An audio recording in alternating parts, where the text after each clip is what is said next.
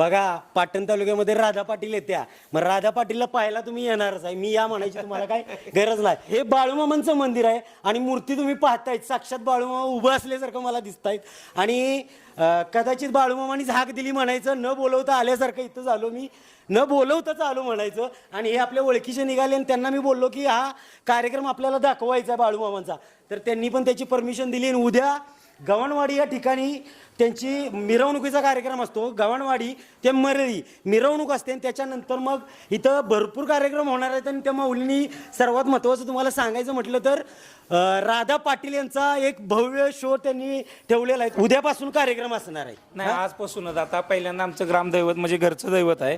घरचं दैवत आहे आई रेणुका देवी, सौंदतीची यल्लम्मा. तिचा आता आपला अभिषेक चालू आहे. आता सायंकाळी बरोबर 7:30 वाजता तिचा जागरणाचा कार्यक्रम चालू होईल. मर्यादेचं एक वैशिष्ट्य आहे की ती प्रत्येक गावच्या येशीवर असते.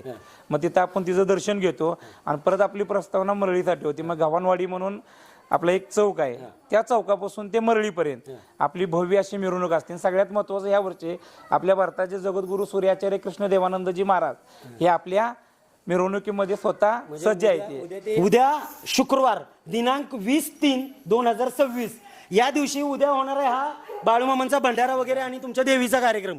आणि 21 तारखेला कोण येणार आहेत ते वगैरे सांगा जरा. 21 तारखेला सायंकाळी चंदन कांबळे टीव्ही स्टार गायक हे आपल्या इथं सायंकाळी बरोबर 8:30 वाजता गाण्याचा कार्यक्रम आहे. सर्वात महत्वाचं म्हणजे सगळ्यांचे लाडका असा चेहरा असणारा, म्हणजे आपण एक लोकांचं मनोरंजनासाठी देवाच्या कार्यक्रमात. आता काही लोक म्हणतील की का असं केलं, पण गावच्या यात्रेमध्ये बी आपण एक तमाशा ठेवतो, लोकनाट्य तमाशा ठेवतो, लोकांचं मनोरंजन होतं. तसंच आपण आपल्या स्वतः वैयक्तिक आपण आपल्या देवीच्या कार्यक्रमासाठी 22 तारखेला रविवारी सायंकाळी बरोबर रात्री 9 वाजता राधा पाटील यांचा कार्यक्रम ठेवलेला आहे. तर सर्वांनी त्याचा आनंद घ्यावा एवढीच एक विनंती. अरे वा वा, बघा पाटण तालुक्यामध्ये राधा पाटील येत्या, मग राधा पाटीलला पाहायला तुम्ही येणारच आहे, मी या म्हणायची तुम्हाला काय गरज नाही. तर ओके, चला भेटू उद्या बाळूमामाच्या नावानं.